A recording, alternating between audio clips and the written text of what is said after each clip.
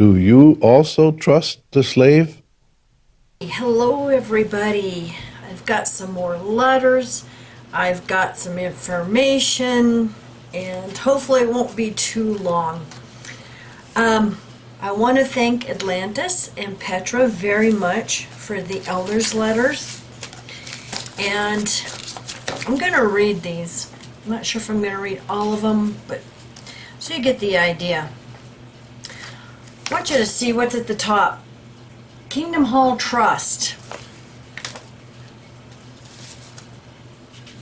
I've been investigating this because this is another corporation they're using, and it appears they're using it in the UK and Europe right now to grab kingdom halls and property. Now we know that the caretaker, I believe at the Addison complex there in the UK, it was the Kingdom Hall Trust that took the property. Proposal to merge the Congregation Charity into the Kingdom Hall Trust. See if this sounds something fishy in Denmark. Dear brothers, it is an exciting time to be part of Jehovah's organization. Recently, we have seen many changes. For example, we have benefited spiritually from the improved quality of teaching at our weekly meetings and annual conventions. Many organizational procedures are also being simplified to keep our focus on the preaching and disciple-making work. Currently, your congregation is a separate entity, its own corporation, and in most cases, a registered charity. Caring for a charity brings with it a level of administrative responsibility, including submitting annual returns, claiming gift aid, as well as holding regular business meetings. In most cases, our congregation secretaries have taken on all of this responsibility, and we appreciate their diligent work over the years. Charities are regulated by an independent organization called the Charity Commission. And then they have the definition of what they do. Moreover, the Charity Commission's website highlights the advantages of merging charities, since the merged charities would share one charity number, only one set of statutory accounts, and only a single trustee annual report would be required. This is in harmony with our desire to simplify how congregations in our branch territory are structured legally.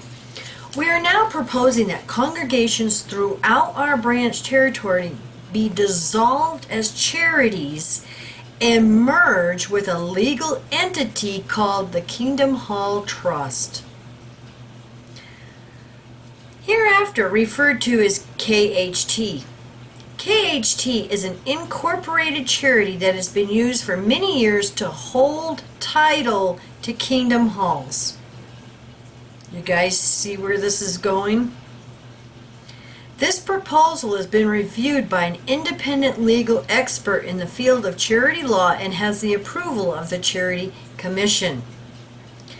With this proposal, congregations will continue to hold meetings and arrange field ministry as normal. The local elders will continue to oversee all the spiritual activity of the congregation as they have always done. However, legally, your congregation would no longer be an independent charity. Instead, it would become a branch of KHT. I'm sure your property would too. This means that elders would no longer serve as charity trustees, although they would look after certain congregation financial matters delegated to them by KHT, such as maintaining accounting records and requesting payments. The principal benefit of this new arrangement is simplicity. I bet. Merging congregations with KHT means that thousands of elders will have reduced administrative responsibilities. This would enable elders to give more attention to taking the lead in the evangelizing work and to shepherding. Because KHT is a legal entity with the same charitable aims and objectives as your local congregation, funds collected for the worldwide work, Kingdom Hall and Assembly Hall construction, or local expenses would continue to be used for these purposes. However, Because elders would no longer serve as trustees, your local donations would be administered by KHT. Isn't that wonderful? They're going to help you out. Would be administered by KHT as part of its general funds. This could mean that the trustees decide to use your donations to support the kingdom work elsewhere in our branch territory and throughout the world to meet the needs of your brothers and sisters. This is in harmony with the equalizing throughout the world to meet the needs of our brothers and sisters. This is in harmony with equalizing explained at 2 Corinthians 8:14. Donations for local expenses may be made by means of the contribution box and donate.jw.org. These will be allocated to the congregation's account held centrally by KHT. Isn't that nice? They're going to pose as a bank and take care of everything financial for you. KHT will claim gift aid where appropriate. As regards payments, congregation elders will request the KHT make payments from the congregation's account. These will be processed on a weekly basis. KHT will provide a monthly report of your congregation's receipts and payments. The new arrangement also means that your congregation would no longer own its kingdom hall. Let me read that again. The new arrangement also means that your congregation would no longer own its kingdom hall. Each congregation that agrees to the proposal would donate its funds and any property it owns to KHT. KHT would then have an obligation to ensure that kingdom halls continue to be available for your worship. Elders, get a contract. Of course, each congregation would continue to be responsible for cleaning, maintenance, and general upkeep, which we are all happy to carry out in appreciation for our place of worship. So you can gladly use the Kingdom Hall, but you still have to clean it and pay for it. Oy vey. Your charity is now being invited to take part in this process and merge with the Kingdom Hall Trust. Next week, a resolution will be put to all baptized members of your congregation so that you can decide whether or not to go along with this proposal. If I was sitting in the audience and heard this, it'd be like, oh, hell no.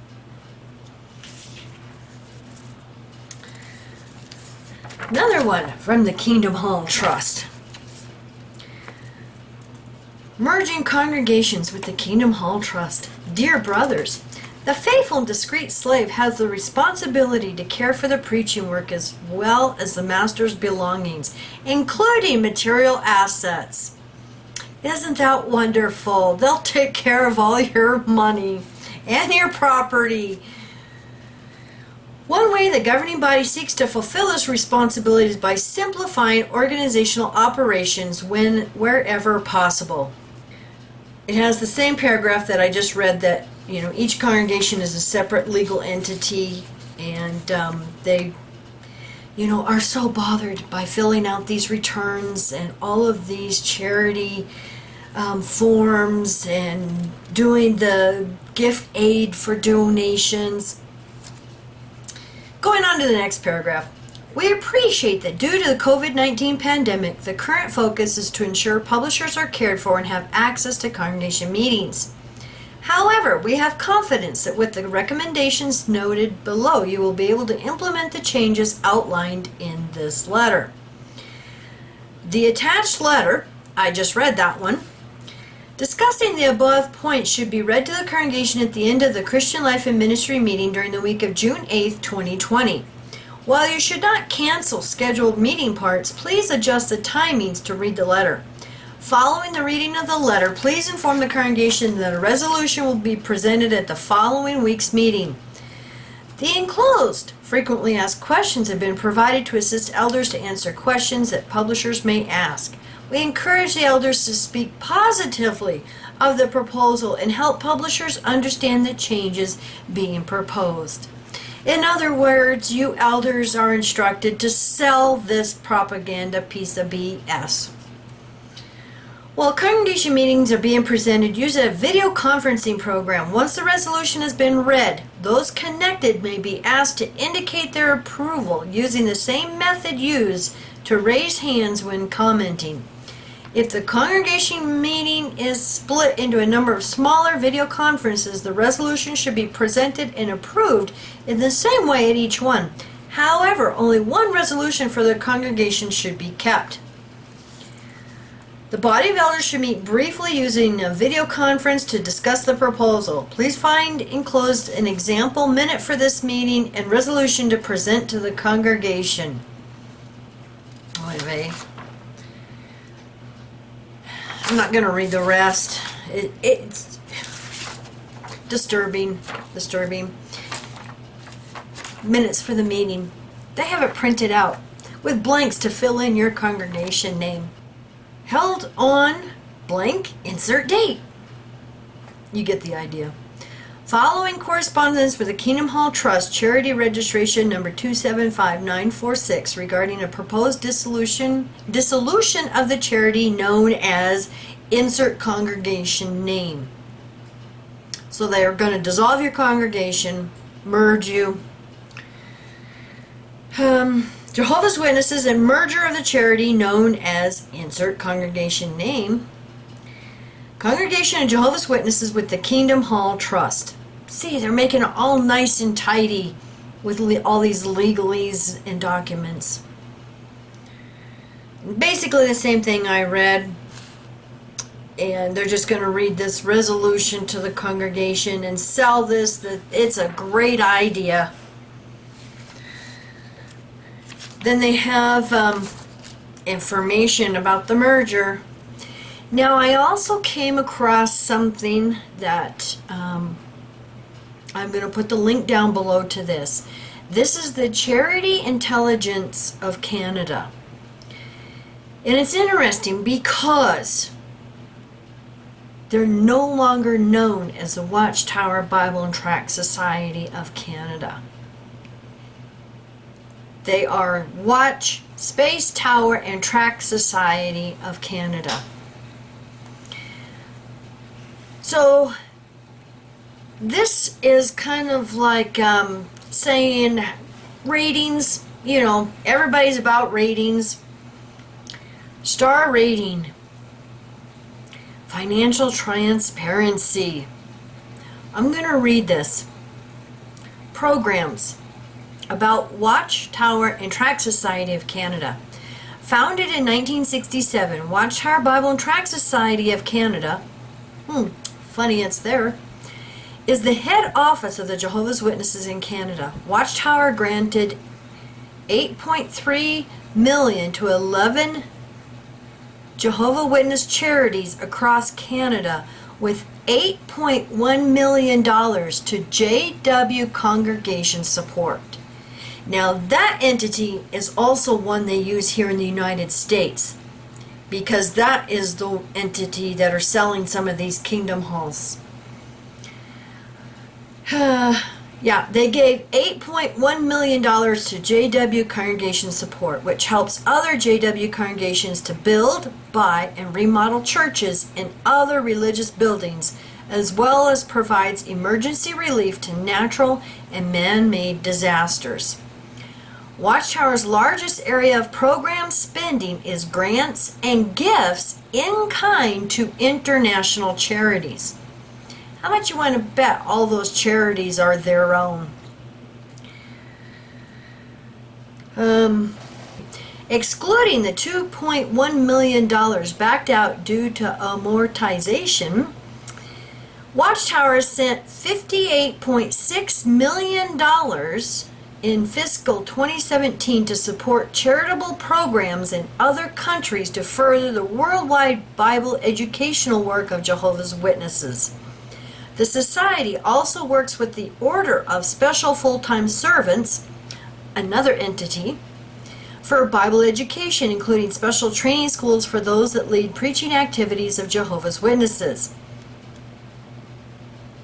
Then it talks about their conventions and some, their Bible studies and all of this. That's the same thing that came off of their website. Finances. This is what I was really after. Watchtower and Tract Society of Canada is a major 100 charity with $64.4 million in donations in the fiscal year of 2017. Its administrative costs are 3% of revenues, and the charity does not report any fundraising cost. For every dollar donated, 97 cents goes towards the charity's programs, falling outside of CI's reasonable range for overhead spending. Before its $21 million in bank loans, let that sink in. Before its $21 million in bank loans, the charity has $16.9 million in gross funding reserves, resulting in a net program cost coverage ratio of -5%. Didn't Russell say that when this organization no longer gets the money, then we will say the Lord's work is done and quit? $21 million in bank loans in Canada. The financial statements Watchtower provides to the CRA Charities Directorate are incomplete, missing the financial notes and auditor's information. Big surprise. And then they just have the financial review for 2015 through 2017 of how much money they've taken in. Now, I also went to jw.org to check on news and new videos and stuff like that. They have an article. I'm going to put the link down below. Is protest the answer? And they have a picture of protests. And it says, Jehovah's Witnesses, the publishers of this magazine, are politically neutral. Yeah, right. Thus, while the following article reports on specific examples of civil unrest, it does not endorse one nation over another or take sides on any political issue. Now, they go on to talk about this Mohammed Bouazizi, where he killed himself because an officer slapped him back in 2010. And he ended up committing suicide, dousing himself with a flammable liquid. Oh, nice example, Watchtower. Yeah. As that example shows, protest can be a powerful force, but what is behind the recent wave of protests? And are there any alternatives? Now, we know at the end of this article they're going to say, oh, well, God's kingdom is the answer for everything. But I want to just mention a few things in their article here. Why the surge in protest? Many protests are ignited by the following: dissatisfaction with social systems. Now, before I read this, I just want to mention that many ex-JWs do protest, plan protests, attend protests, and many of us are trying to get change. Now, you can go to YouTube and put Jehovah's Witnesses barricade to protesters. And we see many of them. They put this row of the big, goon squad out there, shoulder to shoulder, to barricade the protesters, from talking to witnesses or anything else. How many times have they called the police on protesters? Just ask Derek O'Hare how many times they called the police and had him busted for protesting. Many of us agree with the protesting because that's the only way we can get change with Watchtower's policies on child abuse, blood issues, shunning. We've been speaking about this till we're blue in the face for 7 years. We all want change in policy. They've weaponized our families and everything. And the control is just amazing. You know, these elders, they are a goon squad. They do more damage themselves than any of us could. So I just wanted to make that point, that when I was reading this, I was thinking of the XJWs protesting. And even our websites, many of us have had websites attacked because they don't want this history and this information getting out. So think about that while I'm reading the BS they're telling the public and Jehovah's Witnesses. Dissatisfaction with social systems. When people believe that the local government and economy serve their needs, there is little desire to protest. Or religion. I'm going to add religion in there.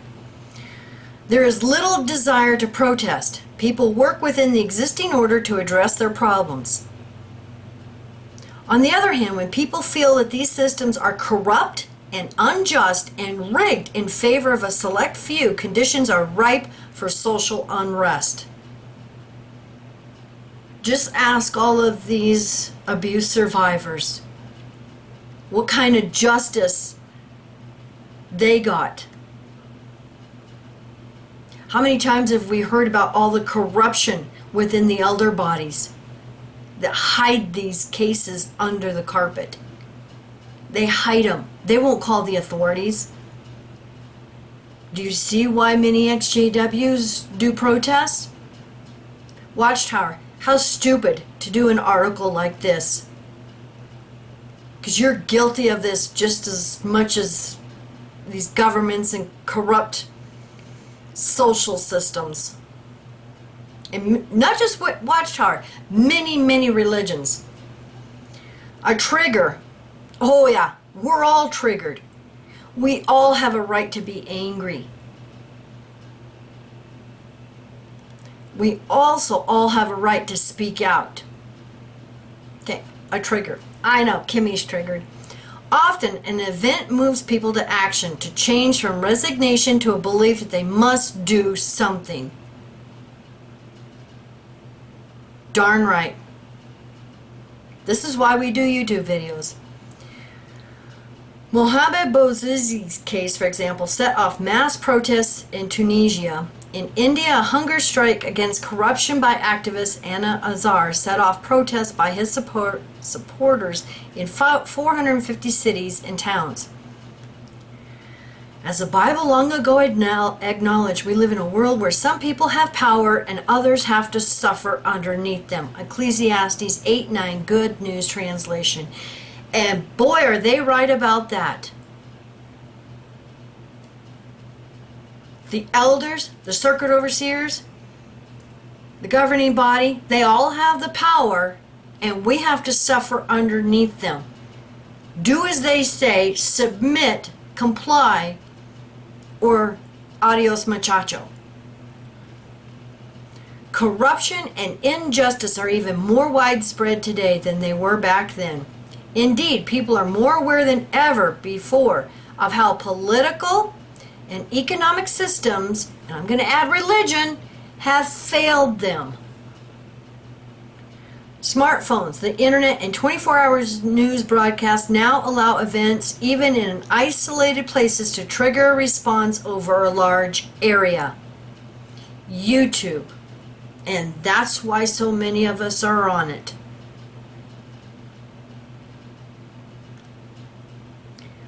What have protests accomplished? When it comes to Watchtower, very little. Proponents of social unrest would claim that protests have accomplished the following: provided relief for the poor,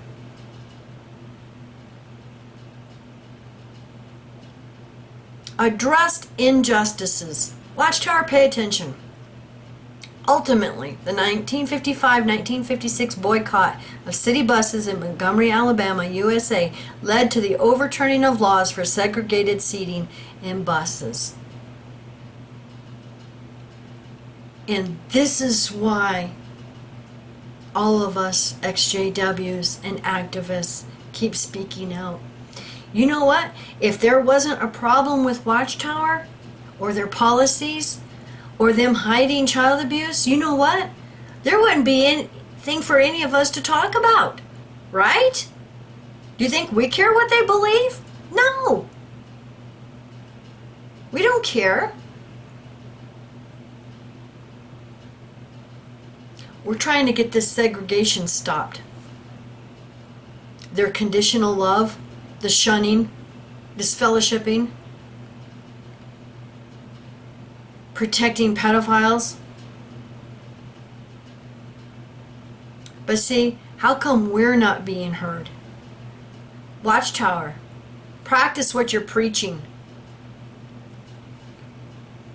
And then they go on to talk about stop construction projects because people protesting raised concerns. Of course, protesters do not always get what they want. For example, leaders may crack down rather than give in to demands. We will never change the two-witness rule.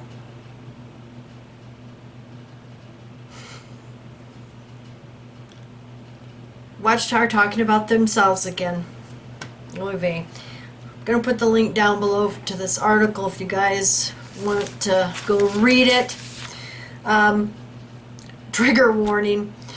But it's so infuriating because that's what all of us activists are doing, is we're all protesting. We're all speaking out about the injustice and the corrupt hierarchy.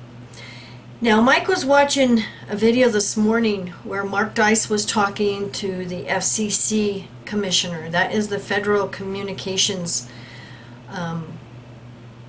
Commission. And he was talking to the commissioner, and they were talking about the social media. And I hope what he's saying is going to happen, and for many not to be censored. Because haven't we seen a lot of that on YouTube? So many of the channels we have watched have been censored. Even some of the XJWs have been censored. You know, videos taken down. Hate speech. So, it's going to be interesting to watch. And thank you, everybody, for your emails and phone calls. Mike and I are doing fine. We're doing fine. We live out in the middle of nowhere, and even though they're having protesting and riots in Albuquerque, us and our kids are fine. We're just staying home at night, and hopefully, you know, this will come to an end. But I'm not condoning all of what is going on, but I will say that because I'm old and wise and have lived a long time, I see things. You know, Mike and I are observant people. When you take people, put them at home, make them stay at home, no job, no money, difficult to get food, you know, groceries going up, and let's face it, it's stressful just to go get a supply run. I haven't seen, you know, a tremendous rise in groceries or any, you know, empty shelves. But when you get all of that, put people in a pressure cooker for what, 2 months now? What do you think's going to happen? In all of these groups that have an agenda to cause problems and get their agenda across, guess what? They're going to jump right in there and get in the middle of this. I don't like to take sides one way or the other, but I can understand, you know, why they're upset, this pressure cooker. And the exact same thing goes back to Watchtower. Watchtower, you break up our families, we're shunned, you hide child abuse, You try to shut down all of us and our voices. You try to shut down our websites, our YouTube channels. It's a pressure cooker. What do you think's going to happen? You all have a good day.